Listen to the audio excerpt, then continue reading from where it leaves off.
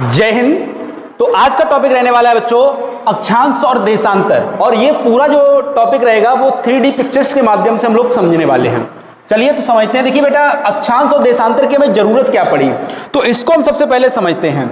देखिए ये देखिए, ये हमारी पृथ्वी है, मान लीजिए ये हमारी पृथ्वी है और इसमें कहीं पर कोई देश ए है और एक देश बी है कोई, और मान लीजिए आप में से ही कोई ऋतिक नाम का कोई व्यापारी है। क्या नाम है? ऋतिक नाम का कोई व्यापारी है और वो देश बी में रहता है, या गांव या देश कहीं भी मान सकते हैं। वो देश ए या बी में रहता है। कहाँ रहता है? बी में रहता है। और ये व्यापार करने के लिए क्या करता है? अलग अलग देशों में अलग अलग जगहों पर जाकर के व्यापार करता है। ठीक है, जब व्यापार करता है तो अब इसे उस जगह के बारे में पता होना चाहिए, ये किस जगह पर है, कहां पर है। तो सबसे पहले हमें पता लगा कि जो पृथ्वी जो है वो कैसी है? भू आव आकार की है, जियोड आकार है, यानी कि लगभग गोल है। तो हमने क्या किया, अपनी सुविधा के लिए पृथ्वी को दो बराबर भागों में डिवाइड कर लिया। ऊपर वाला हिस्सा कहलाया उत्तरी गोलार्ध, और नीचे वाला कहलाया दक्षिणी गोलार्ध। ठीक है, उत्तरी गोलार्ध और दक्षिणी गोलार्ध। इसको हमने बोला दक्षिणी ध्रुव, इसको बोला हमने उत्तरी ध्रुव। ठीक है, लेकिन अभी भी हम सिर्फ क्या बता सकते हैं, जैसे मान लीजिए इसका कोई मित्र है गगन ने पूछा, भाई तुम व्यापार करने गए थे, बिजनेस करने गए थे, जिस जगह गए वहां आपने अच्छा मुनाफा कमाया, तुम कहां गए थे? तो ये बोला, ऋतिक बोला कि मैं देश ए में गया था। तो पूछा कि देश ए है कहां पर? मुझे नहीं पता। तो जवाब दिया कि ये उत्तरी गोलार्ध में है। लेकिन उत्तरी गोलार्ध से ये फिक्स नहीं होता है कि किस जगह पर है, क्योंकि उत्तरी गोलार्ध में इतना बड़ा उत्तरी गोलार्ध है, यहां पर भी हो सकता है देश है, लेकिन ये लोकेशन हमें एग्जैक्ट बतानी है कि किस जगह पर है। तो हमने क्या किया, हमने एक लाइन बनाई जिससे हमने नाम दिया 23.5 डिग्री कर्क रेखा। क्या नाम दिया? 23.5 डिग्री कर्क रेखा। तो अब इससे ये बताया, गगन ने पूछा ऋतिक से, भाई कहां गए थे? बोले उत्तरी गोलार्ध में कर्क रेखा पर एक देश है, तो वहां गए थे। लेकिन इससे भी कंफर्म नहीं हो पा रहा है कि किस जगह पर है। बोले 23.5 डिग्री कर्क रेखा है, कर्क रेखा तो इतनी लंबी यहां से यहां तक गई है, तो है कहां वो देश? तो फिर बाद में हमने अपनी सुविधा के लिए क्या किया, हमने देशांतर रेखाओं का निर्माण किया। क्या किया? देशांतर रेखाएं हमने बनाई। तो हमने बोला कि 23.5 डिग्री क्या हुआ? अक्षांश, और मान लो 20 डिग्री देशांतर पर एक देश स्थित है जिसका नाम ए है। तो वहां पर हम व्यापार करने गए थे। यानी कि कुल मिलाकर के इसका मतलब ये हुआ, अक्षांश और देशांतर से सबसे बड़ी सुविधा क्या होती है, हमें लोकेशन का पता चलता है, सही स्थिति, सही लोकेशन के बारे में जानकारी हमें मिलती है। इसके अलावा और क्या होता है, ध्यान से समझने वाली बात है। देखिए, अक्षांश क्या करता है, जलवायु और तापमान का निर्धारण भी करता है कि किस अक्षांश से लेकर किस अक्षांश तक कैसी जलवायु रहेगी, कैसा तापमान रहेगा, यह निर्धारण कौन करेगा? अक्षांश रेखाएं। इसके अलावा देशांतर रेखाएं बेटा जो होती हैं वो निर्धारित करती हैं कि किस जगह का समय क्या होने वाला है। ठीक है, पृथ्वी पर किसी भी स्थान की सटीक भौगोलिक स्थिति का निर्धारण, मतलब लोकेशन, जो भौगोलिक स्थिति है, किस जगह पर कोई देश है, उसका निर्धारण इन्हीं काल्पनिक रेखाओं से किया जाता है। एक्चुअल में ये देशांतर और अक्षांश रेखाएं पृथ्वी पर नहीं है, हमने अपनी सुविधा के लिए इनको मान लिया है, कोई वास्तव में रेखाएं नहीं खींची हुई हैं। ठीक है, चलिए आगे समझते हैं। अब देखिए, अक्षांश की बात करते हैं। अक्षांश जो होता है बेटा, पृथ्वी का क्षैतिज विभाजन है। देखिए, ये जो रेखाएं हैं ऐसी गोल गोल आप देख पा रहे होंगे, ये वाली, तो ये क्या है बेटा? हमारे अक्षांश रेखाएं हैं। क्या है? अक्षांश रेखाएं। थोड़ा ध्यान से देखिएगा, ये हमारी क्या है? अक्षांश रेखाएं हैं जो क्या कर रही हैं? पृथ्वी का क्षैतिज विभाजन कर रही हैं। तो परिभाषा की अगर हम बात करें कि अक्षांश कहते किसे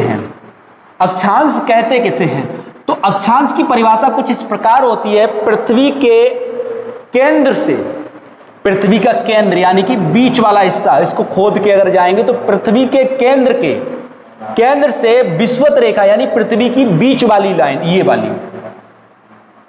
पृथ्वी के केंद्र से, क्या बोला हमने, पृथ्वी के केंद्र से विषुवत रेखा को आधार मानना है हमें। ये क्या माना, आधार, इसको माना हमने, इसको विषुवत रेखा को, 0 डिग्री अक्षांश को, विषुवत को हमने क्या माना बेटा, विषुवत रेखा को हमने माना आधार। विषुवत रेखा को आधार मानकर लिया गया कोण, कोई भी कोण ले लो आप, 1 degree, 2 degree, 3 degree, 4 degree, 10 degree, 20 degree, मान लो यहां पर एक कोण लिया गया है, ये वाला, एक ये वाला, ये 90 डिग्री लिया गया है, ये मान लो 45 डिग्री लिया गया है। तो ये जो है, ये जो एंगल बना रहा है, ये आधार है हमारा, ये वाला। वैसे यहां अगर आप देखोगे कि 3D पिक्चर है इसलिए इसमें स्पष्ट नहीं हो पा रहा है, लेकिन यहां पर देखोगे तो ये आधार है हमारा। तो ये 45 डिग्री हो गया, ये कितना हो गया, 90 डिग्री हो गया। तो ये जो बिंदु लिया गया हमने, ये जो बिंदु लिया है, इसको कहेंगे अक्षांश। इसको क्या कहेंगे बेटा, अक्षांश कहेंगे। क्या कहेंगे, इनको कहेंगे अक्षांश। फिर से एक बार समझ लेते हैं हम अच्छे से। मान लीजिए ये हमारी पृथ्वी है और इसका केंद्र ये है, और ये क्या है, विषुवत रेखा है। केंद्र यानी कि भीतर तक जाना पड़ेगा हमें, केंद्र तक जाना पड़ेगा, ठीक है। और इसको हमने क्या माना, आधार माना, और ये केंद्र है। यहां से लिया गया कोई भी कोण ले सकते हो आप, कोई भी कोण से लिया गया ये जो बिंदु होगा, ये जो बिंदु हम बना रहे हैं, ये हमारे कहलाते हैं अक्षांश बेटा। क्या कहलाएंगे, अक्षांश कहलाते हैं, ठीक है। अगर अब देखेंगे, अक्षांश की बात तो समझ में आ गई, लेकिन अब बात आती है अक्षांश रेखा किसे कहते हैं। तो हम क्या कहेंगे, देखिए 1 डिग्री हमने ये लिया, कितना है, ये 1 डिग्री है, ये 1 डिग्री अक्षांश है। ऐसे ही 1 डिग्री अक्षांश हम इधर लेंगे, 1 डिग्री अक्षांश हमने यहां पर लिया, कितना, 1 डिग्री अक्षांश। ये हमारा क्या है, 1 डिग्री अक्षांश है। और 2 समान अक्षांशों को मिलाने वाली रेखा, ये जो हमने 2 समान अक्षांशों को मिलाया है और ये जो रेखा बनी है, इसी रेखा को कहेंगे अक्षांश रेखा। क्या कहेंगे बेटा, अक्षांश रेखा।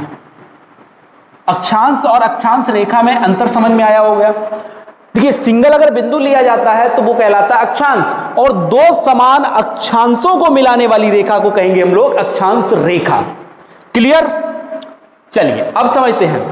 तो अब ध्यान से ये समझना कि हमारा जो पैमाना होता है, यानी कि पृथ्वी जो है हमारी, वो कैसी है, गोल है। कैसी है, गोल है। और आधार ये माना हमने, तो यहां से यहां तक ये कितना डिग्री बनेगा जाके, 180 डिग्री बनेगा जाके। तो कुल मिलाकर के हमारी पृथ्वी पर जो अक्षांश होंगे, भाई 2 अक्षांश से एक रेखा बनती है। तो अगर हम बात करें अक्षांश रेखाओं की, तो अक्षांश रेखाएं कितनी होंगी भाई, टोटल अक्षांश होंगे 180 गुणे 2, 360 अक्षांश होंगे। लेकिन 2 अक्षांशों से मिलाकर के हमारी क्या बनती है, एक रेखा बनती है। तो कितनी रेखाएं होनी चाहिए, 180, लेकिन ऐसा नहीं है। रेखाएं कितनी है, 179, क्योंकि जो ध्रुव है, पोल है, यहां पर, यहां सिर्फ अक्षांश होगा, ना कि कोई रेखा होगी। यहां कोई रेखा नहीं बनाई जा सकती, यहां सिर्फ क्या होगा, अक्षांश। तो हमारे अक्षांशों की संख्या कितनी है, अक्षांश रेखाओं की संख्या कुल 179, ठीक है। कुल संख्या कितनी है, 179, ध्रुवों को छोड़कर, क्योंकि ध्रुवों पर अगर हम देखेंगे तो वहां पर अक्षांश होगा, अक्षांश रेखा नहीं खींची जा सकती है। अब 2 अक्षांश, जैसे ये अक्षांश है, एक ये अक्षांश है, यानी 1 डिग्री का अंतर है। तो 2 अक्षांशों के बीच की दूरी जो होगी बेटा, वो होगी 111 किलोमीटर। कितनी होगी, 111 किलोमीटर। 2 अक्षांशों के बीच की दूरी 111 किलोमीटर होती है। ये सबसे अधिक कहां पर देखने को मिलेगी, अगर सबसे अधिक की बात करें तो विषुवत पर देखने को मिलेगी बेटा। कितना, अगर विषुवत रेखा की बात करें तो ये होती है 110 किलोमीटर। ध्रुवों की अगर बात करें, ध्रुवों पर ये 111.7 किलोमीटर हो जाती है, ठीक है। तो इनका अगर औसत लिया जाए, इन दोनों का जब औसत लेते हैं तो लगभग बनता है 111 किलोमीटर, ठीक है। तो ये कॉन्सेप्ट आपको समझ में आ गया होगा। आगे बढ़ते हैं, आगे समझने का प्रयास करते हैं। विषुवत रेखा, सबसे पहले हम लेंगे इस विषुवत रेखा को, 0 डिग्री अक्षांश को। कौन से अक्षांश को लेंगे, 0 डिग्री अक्षांश को। इसको हम कहते हैं विषुवत रेखा या फिर भूमध्य रेखा। इसको हम एक और नाम से जानते हैं, भूमध्य रेखा। भूमध्य रेखा के नाम से भी हम इसको जानते हैं। और इसका दूसरा नाम क्या है, विषुवत रेखा। क्या नाम है? विषुवत रेखा। और इसका तीसरा नाम क्या है? 0 डिग्री अक्षांश। 0 डिग्री अक्षांश, ये इसके 3 नाम हो गए। अब हम इस 0 डिग्री अक्षांश के बारे में समझने का प्रयास करते हैं। देखिए क्या होता है, ये जो 0 डिग्री अक्षांश है, इस पर वर्ष भर सूर्य का प्रकाश सीधा पड़ता है। क्या पड़ता है? वर्ष भर सूर्य का प्रकाश सीधा पड़ता है, अर्थात यहां पर 12 के 12 महीने यहां पर क्या पड़ता है? गर्मी पड़ती है। लेकिन अधिक गर्मी के कारण यहां जो जल वाष्प है, जल वाष्प बहुत अधिक बनती है। इस वजह से प्रतिदिन क्या होगा? दोपहर के समय यानी 2 से 4 बजे के बीच में क्या होगी? बारिश होगी। क्या होगी बेटा? बारिश होगी। प्रतिदिन यहां पर बारिश होती है। और बारिश जब होती है, इसी वजह से जिस क्षेत्र में लगातार बारिश होती है, तो ध्यान से समझना, ये हमारी सतह है पृथ्वी की, ठीक है, ये हमारी पृथ्वी की सतह है। अब इस पर लगातार बारिश हो रही है, तो क्या होगा? इसके जो पोषक तत्व होंगे वो जमीन के अंदर आ जाएंगे, नीचे तक चले जाएंगे। इस वजह से यहां पर जो उगने वाले पौधे होते हैं, वो उनकी जड़ें बहुत नीचे तक होती है, गहराई तक होती है, और ये पौधे भी बहुत लंबे हो जाते हैं। इसीलिए इनको कहा जाता है, यहां पर बड़े बड़े वन मिल जाते हैं आपको देखने के लिए, इसीलिए इनको कहा जाता है वर्षा वन। क्या कहा जाएगा इनको? वर्षा वन। यहां पर एक सबसे बड़ा जंगल देखने को मिलता है, सबसे बड़ा जंगल, दुनिया का सबसे बड़ा जंगल, जिसे लंग ऑफ अर्थ भी कहते हैं, अमेज़न जंगल, ठीक है। वो कहां पर है? इसी भूमध्य रेखा पर है, ठीक। कहां पर है? भूमध्य रेखा पर। अब समझना, जलवायु और घटना के बारे में हमने आपको बता दिया। एक चीज और याद रखना, 21 मार्च और 23 सितंबर को सूर्य ठीक विषुवत रेखा पर लंबवत होता है। वैसे तो तिरछा थोड़ा हो जाता है, लेकिन सूर्य का प्रकाश फिर भी यहां पर पड़ता रहता है। अन्य तिथियों में यहां फिर भी सीधा पड़ता रहता है, लेकिन 2 तिथियां ऐसी हैं जब सूर्य का प्रकाश पूरी तरह से यहां पर लंबवत पड़ता है, और जब पूरी तरह से यहां पर सीधा सीधा पड़ता है, वो तिथियां कौन कौन सी हैं? 21 मार्च और 23 सितंबर। जब सूर्य का प्रकाश यहां पर बिल्कुल सीधा पड़ता है, तो उस समय पूरी पृथ्वी की बात करें, दिन और रात बराबर होंगे। क्या होंगे? दिन और रात बराबर होंगे। चलिए, अत्यधिक तापमान होगा, यहां पर वर्षा सर्वाधिक होगी, जैव विविधता और सघन वन यहां पर पाए जाएंगे, बहुत घने वन पाए जाएंगे। इसके अलावा ये जो भूमध्य रेखा है, कौन कौन से देशों से होकर गुजरती है, या पहले तो हम देख लें कौन कौन से महाद्वीप से होकर गुजरती है। तो सबसे पहले निकलती है दक्षिण अमेरिका। ये हमारा क्या देखने को मिल रहा है? यहां पर दक्षिण अमेरिका महाद्वीप देखने को मिल रहा है। और यहां से ये क्या निकल रही है? भूमध्य रेखा निकल रही है। यहां पर अफ्रीका महाद्वीप है, यहां पर ये क्या बेटा? अफ्रीका महाद्वीप है। और अफ्रीका महाद्वीप से भी क्या निकल रहा है? भूमध्य रेखा निकल रही है। और इस साइड जब जाओगे तो इधर एशिया देखने को मिलेगा, और एशिया से भी निकलती है। दक्षिण अमेरिका, अफ्रीका और एशिया, 3 महाद्वीपों से भूमध्य रेखा गुजरती है। कितने महाद्वीपों से? 3 महाद्वीपों से। अच्छा, दक्षिण अमेरिका के कौन कौन से देश से होकर गुजरती है? साथ में बोलेंगे, Ecuador, Colombia, Brazil. Ecuador, Colombia, Brazil, दक्षिण अमेरिका के ये देश हैं, इक्वाडोर, कोलंबिया, ब्राजील। इसके बाद अफ्रीका के Gabon, Congo, Zaire, Uganda, Kenya, Somalia, Sao Tome और प्रिंसेप, ठीक है, प्रिंसेप। और एशिया के कौन कौन से देशों से होकर गुजरता है? मालदीव, इंडोनेशिया और क्रीवाती। इन 3 देशों से भूमध्य रेखा होकर के गुजरती है। चलिए आगे बढ़ते हैं, आगे समझने का प्रयास करते हैं। उष्णकटिबंधीय क्षेत्र जो है, सीमाएं कौन कौन सी होंगी? कर्क रेखा और मकर रेखा, जो 23.5 डिग्री से होकर जाती है। अगर उत्तर साइड में देखेंगे, पृथ्वी के उत्तरी ध्रुव की ओर देखेंगे तो 23.5 डिग्री पर जाती है कर्क रेखा, और दक्षिण की तरफ अगर 23.5 पर देखेंगे तो जाती है मकर रेखा।